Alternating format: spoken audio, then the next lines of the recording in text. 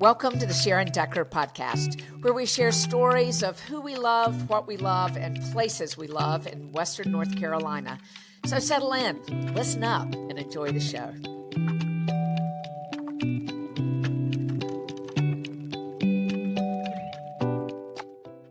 Welcome back to the Sharon podcast. I'm so glad you joined us this week, and I'm delighted to introduce a friend and colleague, Kieran Roe.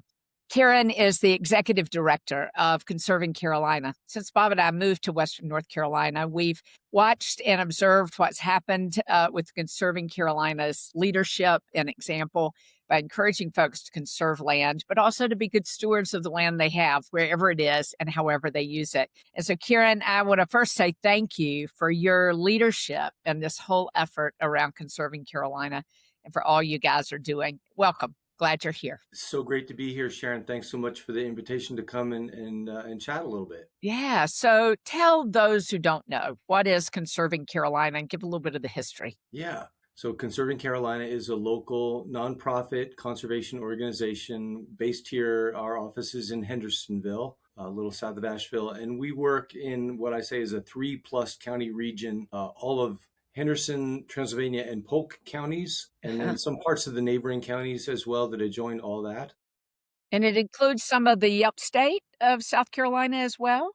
It does. We were formed, what is now called Conserving Carolina was formed as a result of a merger that took place in 2017 between the organization I worked for before that called Carolina Mountain Land Conservancy and a smaller organization based in Polk County called Packlet Area Conservancy. And they historically considered their geographic area Polk County plus that area in the upstate of Spartanburg County in and around Landrum. So we still have some work there as well. Yeah. For those of us who live here, we never see a state line. So I say to folks, I live in Polk County, and I say we live in the middle of nowhere in the center of everything because we're only about 3 hours from Atlanta. I'm less than 10 miles from the South Carolina line, and kind of midway between Greenville and Asheville and Charlotte, really, kind of right in the middle of all of that. It's a beautiful part of our state. So what's your focus as an organization? Yeah.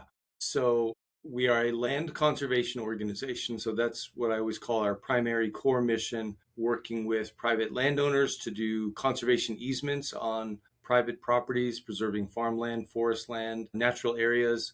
We also acquire land outright in fee simple, as we call it, oftentimes working with partner entities, local units of government or the state. So we sometimes will buy land and add it to places like Chimney Rock State Park or Green River Game Lands.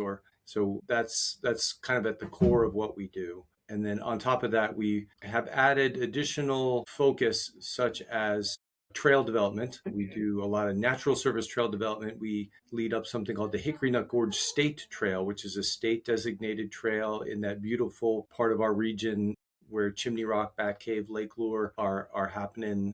So trail work up there. More recently, as you well know, Sharon, we've been doing a lot with rail trail projects, such as the Acoustic Trail and the Saluda Grade Trail, which we can talk about any of that if you like. And then we've been doing also a lot of restoration of various kinds in the last decade or so, particularly along the floodplains of rivers like the French Broad River, where, modifications to those areas over the year, human impacts have altered how those river systems and wetlands are functioning. And we're doing a whole lot to bring those areas back to a more natural state. And particularly when we saw Helene come along, we were so gratified because this restoration work really did what it was supposed to do. Yeah. In addition to other things, it's holding floodwaters and mitigating those kind of high water events. And I guess the last program I'll mention, we have run for many years an AmeriCorps program, which is a national community service program. And we have run that for about 20 years, plugging usually recent college graduates in getting them involved in either with our organization or other partnering organizations doing conservation work in this region. It's a great way to get that young talent and get their foot in the door. And so that's the kind of the range of things that we've been focusing on, Sharon. So I didn't know until I got involved with you and the work of the Saluda Grade Trail that this was a relatively new mission, although it's an appropriate one. The preservation of land for recreational purposes. The outdoor economy is a huge part of Western North Carolina's economy. I think we underestimate what the implications of clean waterways and restored banks and forest and trail systems really mean to our region, but it's part of our livelihood economically. Yeah, So, talk about the Saluda Grade Trail. It's yeah, multi state, it's yeah, multi county, and what the yeah. vision is. Yeah. So, yes, just to build on what you were saying, we've decided to add to our mission trails and building parks and public access because we find when you give people the direct experience, the chance to see firsthand these beautiful conserved areas, it builds support and awareness for conservation, and that recreational enjoyment is just a key part of inspiring people to to support conservation generally. The Saluda Grade Trail is a very exciting project to us. 31 miles, split almost half and half between North and South Carolina. We closed on the purchase of the real estate corridor not even a year ago. It was last June. That was a Um, huge accomplishment. 31 miles of property is a long way, Yeah, and dealing with a railroad company is always a right? complicated endeavor. Some deeds going back to the 1870s, so Wow. title work, survey work, etc. A lot of due diligence. So we were very, very happy to pull that off and close on that corridor. So that's the first step. Now that we own it, the important next step that everybody is like impatient to see is, can you build the trail? Can you put it on the ground so that this is not just a concept? This is a place that the local communities can enjoy. And as you were saying earlier, that brings a whole lot of economic development aspects to the communities along that corridor. So the idea is a rail trail, which, there are many of these around the country, including another rail trail project that we cut our teeth on just a few years before the Saluda Grade project came along, the Acoustic Trail, which is 19. When it's all done, will connect downtown Hendersonville to downtown Brevard. And so that one is about 6 miles now constructed, and it's a great inspiration for everything we're Yes. trying to do on the Saluda Grade Trail. And it's open for use. So I have had lunch by the Acoustic Trail, but I've not had a Mm, chance to really spend mm, any time walking on it. But I'm sure yeah, that this summer and fall we'll take the chance to do that. yeah. So will the Saluda Grade Trail? I mean, can you envision at some point that this 31 miles connects to the Acoustic Trail, and you can go from the upstate of South Carolina to Transylvania, Brevard, Transylvania County and Brevard area? That is Wouldn't that be certainly the fantastic? hope and the long-term vision, Sharon, for sure. All this stuff, it's like one step at a time. We had Right. this session last night, a public forum talking about the results of some planning work that have been taking place over the last 9 months at DePaul County High School. And somebody there, the speaker said, this is a marathon, not a sprint. Right, exactly. But yes, there is a gap right now where there's railroad on the ground from where the Saluda Grade corridor that we purchased from Norfolk Southern last year currently ends in Zirconia. That's as far north as it goes, in southeast Henderson County, just south of Flat Rock. So it's about a 6 mile gap from that point into downtown Hendersonville. And then if we make that connection working with the different railroad company that owns Right. that stretch, we would have a ability to connect these two trails and create something that would be like a 60-mile long rail Wow. corridor. And also on the Spartanburg County side, our partner entity that works down there, PAL, based in Spartanburg, is working to extend from Inman, where the southern terminus is right now of the 31 miles that we purchased, which is a little bit north in Spartanburg County. The hope would be over time to bring that down into Spartanburg. So you Wow. could these projects tend to, once you get started, people want to They build wanna be a on part of what you it, have. right? They Yeah, want to be a part of it, and they want to yeah, they want to add and find out how to extend that network with these core hub as the thing to build off of. right. I linger here on this topic because I hear about projects like this, and folks are concerned, they're asking questions, "Why is this so important?" That type of thing, and I'll suggest a couple of reasons it's important and give a couple of examples. I'd love your thoughts about it, Yeah. but I know the Virginia Creeper Trail in Virginia has become such a draw for tourism for folks to the region and the community, and has really helped a rural part of Virginia find some new economic health as a result of that, primarily in hospitality. But as Yeah. is true with all tourism, I say some of the best economic development happens with the CEO or the business owner that comes to an area to visit and says, Mhm. wow, I'd like to bring Yeah. my company here. That happens a lot Yeah. more than we think. Yeah. So we know it encourages job creation in the areas of hospitality, tourism, support for these physical sites, but it also allows the towns along these corridors to respond to the activity that's brought into the area. So even towns themselves can evolve, as we know that one of the most sought after features as people are looking for new home locations is walkability for recreation and outdoor activity. I can't say that in my generation that's what we were looking for, unfortunately, but in a new generation of young home buyers, and even those of us who are growing older, to have a place that's walkable. And many of the towns, really all of the towns along the Saluda Trail corridor, are walkable already. And to think that you could then quickly, in a short distance, get on a trail that allows you a much longer extension of walking space and outdoor Yeah. activity, Yeah. exercise, and well being becomes a really attractive thing for folks who are looking for new places to locate. So, are there other reasons these trails ought to really be on the rise, and why we ought to be paying a lot of attention to them? Well, you've hit on so many of the reasons that local communities are excited to do these kinds of things. It really is both an amenity for the local residents, healthy exercise, easy access to recreational amenities that are just widely available to a whole range of users. You Right. mentioned walking and hiking, but obviously bicycling or getting out there on your rollerblades or your with your stroller with pushing your young folks or all kinds of people find these places really an attractive opportunity to get outside, but then also the economic development benefits, the new life and energy Mm. that these projects can bring to downtowns like Tryon and Saluda, that are both so excited by how this trail, when it's built, will transform what their downtowns do, the businesses that it support, the broader range of people that are attracted to these places. So yeah, And it's also a good conservation practice, isn't it? That yeah, that yeah, in doing so, we limit other development along these corridors, and there's a lot of effort made to do this within the rail trail itself, so you don't move out into additional spaces, and you make that beautiful outdoor space available to more people this way. yeah.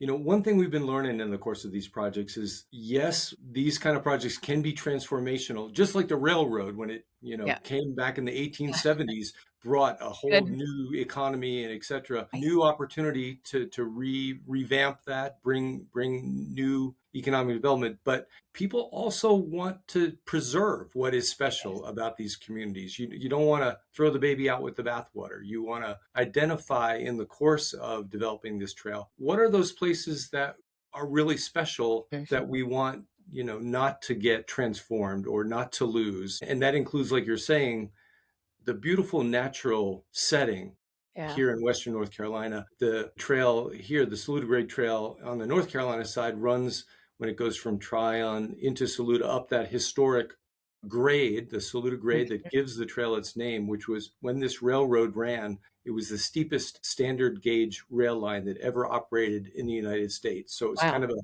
engineering marvel to get up Yeah. across the Blue Ridge Escarpment there. And that whole area between Tryon and Saluda, that escarpment area, is just magnificent natural heritage. You have places like Pearson's Falls, So tourist beautiful. destination in its own right. Conserving Carolina now owns several hundred acres on either side of the rail corridor. We actually owned that prior to the purchase of the rail corridor. Beautiful places like Melrose Falls, which is a wildflower flower bonanza in the springtime this time of year. And we definitely want to conserve that beauty, that viewshed of users of the trail Mhm. as part of the experience of this. And so we want to see this as complementing our conservation mission for sure. Good, good. Well, I'm excited about it.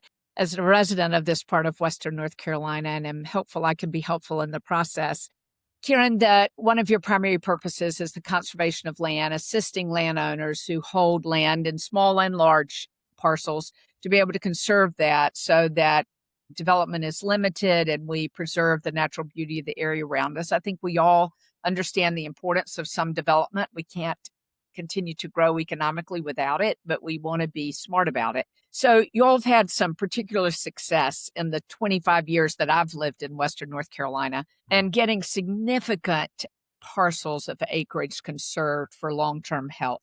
Talk about that success and what the future looks like in that regard. Yeah, well, I feel always so lucky to be doing this work in a place like Western North Carolina where people here just have an emotional connection already to the beauty of this place. And also, we're fortunate in that over the decades, so much important land has already been conserved. Places like Pisgah National Forest, and then more recently, places like DuPont State Forest and Chimney Rock State Park and Green River Game Lands. And so that public investment of creating those wonderful places gives us the ability to try to create larger connected corridors, buffering and protecting that public land and creating wildlife corridors for our wildlife to, use. So we're proud of our involvement in the development and creation of a number of those places like DuPont and Chimney Rock. And a lot of what we do now kind of tries to protect that investment further, working with private landowners in and around those. I want to thank you also for you all have a tremendous number of volunteers that help and have been helping in Hurricane Helene cleanup. And they not only volunteer with you, but volunteer with other organizations that you guys kind of buddy up with to get volunteers to help. But the stream bank restoration post this storm is so important. And I would have to, in sharing this conversation with our viewers, want to commend you and other organizations around you that are working so hard as private nonprofits to help us rebuild creek banks, to do cleanup along the rivers. There's a tremendous responsibility that the government has and public dollars have in the cleanup process. But there also is a huge need for volunteers to help in this regard. So I know a lot of the rebuilding of creek beds that has to be done almost by hand in a lot of cases is being done by volunteers that you've helped gussy up and get organized with other organizations in the West. So thank you for that. Your website is fantastic, and there are many opportunities for volunteerism. There are opportunities to learn about conservation of land. And if folks have an interest that are listening today and they say, I've been thinking about that, we've got to do some long-term estate planning, some will planning. I want to talk to somebody about it. You can find that on the Conserving Carolina's website. Give us that address, Kieran. It's www.conservingcarolina.org. Okay. And we will put that also with the link to this podcast on all the places that you can listen to podcasts and also on our YouTube channel. And we'll be putting it out in social media and encourage folks to take a look at the website. I also have enjoyed several of your fundraisers, which are not like traditional fundraisers. You get tired of kind of sit down banquets. Y'all do fun things out in beautiful places in Western North Carolina. So I encourage folks also that if preserving our beautiful earth and ensuring that we use it well and are good stewards of the earth, this is a great organization to support and get engaged with. And you can learn about all the ways to do that. They always appreciate contributions. Yes, you get contributions from public entities, from philanthropies, but I know that a lot of your contributions are individuals are listening to our podcast, and this is a great place to continue to invest in Western North Carolina. Kieran, is there anything else that you would share with our listeners that you want to be sure they know about Conserving Carolina? I think you've hit most of the highlights, Sharon. Yeah, you mentioned volunteers. We would welcome people getting involved, whatever their talents might be. We've got people out in the field, people who help out behind the scenes. And thanks for putting in the plug, for supporting us financially. It's the members who form the base of everything that we do and allow us to do everything that we do, including going out and getting larger grant dollars. But that local membership support is key. So thanks for helping build awareness of what we're doing. Yeah. Well, I care about what we're doing because I care about this good earth. And I'm grateful, Kieran, there are people like you that have committed their entire life's work to it. So we have a beautiful place. We've got to be sure we take good care of it. That's our job, right? Absolutely. Thanks for being a partner in all of that.